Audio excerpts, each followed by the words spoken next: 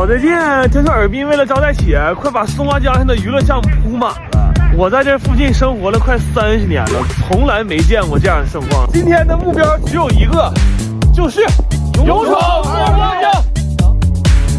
哎，这底有个桶，这看着热闹，咱上这去玩去啊！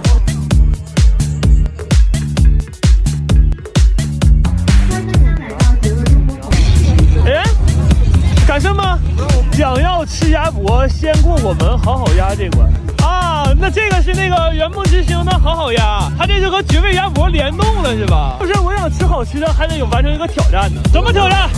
舞蹈没问题，舞蹈我最擅长了，我哈尔滨舞王。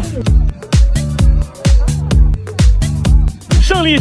我这个事儿跳舞他连手都没有，这事儿没用不赢啊！那我们现在能进去了吗？没问题，下次一起继续，拜拜。刚跟这好好鸭玩了一会儿，他想玩这个雪圈，那咱们定王水，出人拉赢的人，切记他只会出师。抽点子不 OK， 险胜。咱开个组队，谁要是输的话，谁就上雪地里去做10个俯卧撑。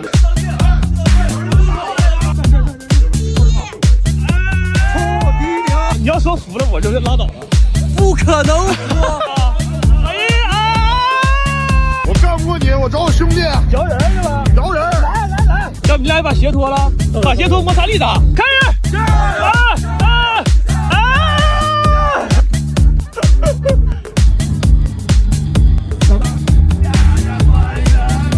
哎呀，玩的好饿呀，去找点吃的去吧。小哥，给我来桶鸭脖呗，免费的，不要钱，免费的，谢谢。到点了，打红包了，人人都有红包，人人都有鸭脖。哇！你想几个？我想4个，我想1打。哎呦，发了！我最近希望大家越来越好。玩到天黑了，玩不动了，我要吃鸭脖了。我觉得现在的尔滨就是一个巨大的合家欢场所。圆梦这次的合作也让我们几个体验了一回在一起玩的乐趣。被推下去了，没有，他那个墙给推下来。今天也要元气满满呀！干杯！谁给我鸭脖拿走了？我最近约了几个南方小土豆去滨海大蟹玩，但是里边现在排队实在是太邪乎了，所以我买了100多斤山楂。我打算提前在家做点酸奶山楂球，然后带到里边留着排队的时候吃。但是想做这玩意儿就得先做山楂糕。这回处理山楂，我是先去的屁，然后烫软了再去它的核根儿。这种方法虽然麻烦，但却是最适合我们的，因为我们前2天刚捅了3000多粒山楂。我一点不撒谎，我现在看见这个桶子，心脏就有点生理性的突突。然后这山楂加水打成泥之后就可以过筛了，但这玩意儿因为组织纤维太细了，筛起来巨麻烦，而且用刮板还不吃劲儿，就只能用手干。那后来给我干的指纹都快磨没了。但这都不是最魔鬼的步骤，最魔鬼的是后来熬山楂糕。这玩意儿吧，它没法大火，我们一度熬到了第2天早上4点多，完了熬的时候还特别崩，这小点崩出来一烫一个泡。真的就这么做一次之后，我特别佩服那些能在家给孩子做山楂糕的父母。这要是我家孩子以后跟我说想吃那种没有添加剂的山楂棒棒糖啊，哼，我恨不得上去是个牙掰碎的。然后外皮儿，我参考的是最近特别火的酸奶糕的做法，就是奶粉加酸奶一起和成团就可以了。所以最后这个小零食是1块酸奶糕包了几块山楂糕，然后外面还裹了点奶粉。这东西吃起来酸酸甜甜的，特别好吃，关键嚼起来口感还特别紧实，但就是做起来效率太低了。我们一共是做了7、8个小时才传出来300多个球，所以后来我非常果断，就把大部分的山楂糕都直接做成山楂糕了。主要我算了一下，要是想把这些东西都做成酸奶山楂球的话，那可能做完滨海大蟹都化了个嘚儿的了。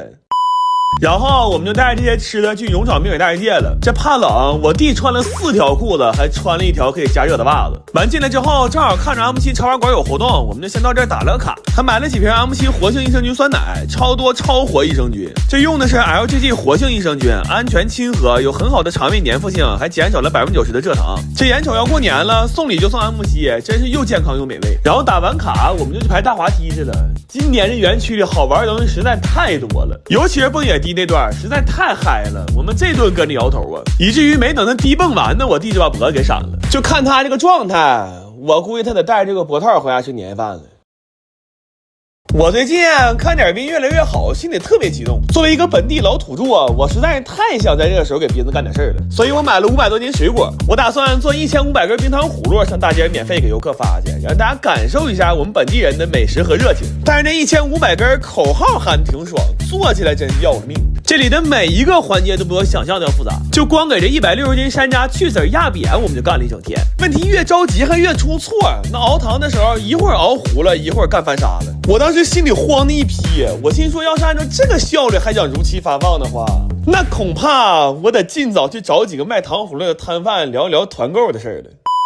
所以后来我们就开始尝试找朋友来帮忙，然后一听说是招待南方小青豆，大家都特别热情。最多的时候，我家这客厅里同时容纳了21个人，就恨不得走道都得横着走。而且人多了之后，这流水线也流畅了。就在这么一个40多平米的小客厅里，我们同时组建出了6个工作部门。但即便是在这么高效的工作架构之下，我们的节奏依然非常紧张。那天看直播都有印象吧？我们全程都没工夫说话了，后来就连上厕所都有时间限制了，你就说这强度它有多魔鬼吧。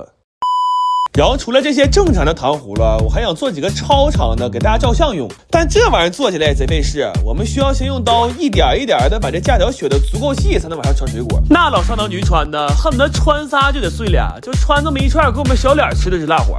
然后除了这些2米的糖葫芦，我还专门给大家做了一个能拍照的自行车。就准备完这些东西，我真是把家底都掏干净了。我当时有种什么感觉呢？就是我好像在那一刻和哈尔滨文旅共情了。最后盘点了一下，历时4天，我们一共做出来1726串，再多做1串我都容易嘎了。然后发的时候，考虑到几个景点间隔太远，我就弄了个小推车，我把这几个景点串成了一个路线，然后全程推着这小车给大家发。零下20多度的天里，我们走了9个半小时，给我冻得都想嘎肾了。但是看到大家拿到糖葫芦之后那种喜悦，我真特别满足。然后那天还有很多本地人自发来送暖贴和维持秩序，我当时就觉着今年要是从物理温度上来说，可能哈尔滨最冷的一年，但是从情感上来说的话，今年的哈尔滨呢，它实在是暖得发烫啊！来了就是自己人，欢迎你来哈尔滨！妈，整挺想哭。我最近有点手痒痒了，正好这2天狗骚二在家收拾冰箱的时候，翻出来100斤牛肉，完有哥们给拿点榛蘑，我打算做点牛肉榛蘑辣酱来把这些东西都消耗了。但是这么长时间没干，对行情确实不了解了。这今年辣椒也不知道怎么的了，又贵又买不着。正常来说，辣椒最少也得是1比1，但我们买了2个市场，一共才买了60斤。后来就为了凑这100来斤辣椒，我们都开始上附近的饭店去赊去了。我真是我天，我心说我什么时候打过这么不富裕的仗啊！做这酱切肉捅辣椒倒是不累，不过处理这榛蘑倒是上了点强度。这20斤干榛蘑泡完了，整整放满了1浴缸啊！这些玩意儿我们得挨个剪根儿，然后再反复的洗，最后都得剁碎了。干完之后，我都觉得收拾蘑菇可能会比吃蘑菇更早见太奶。这3大件处理好了之后，我们就开始备辅料了。但是这些东西比我预想的多太多了，迫于无奈，我们只能去找当年那口1.4米的大铁锅了。但是这锅拿出来那一刻，我感觉天塌了。这锅自从我们去年炒完火饮料到现在就再也没用过，那上面生的锈比砖都厚，刷它都快赶上考古了。那后来都用上角磨机了。就这场面，我当时都想发条视频了。正好快冬天了，文案我都想好了，我就写你快看呢，张万森，妈下帖了。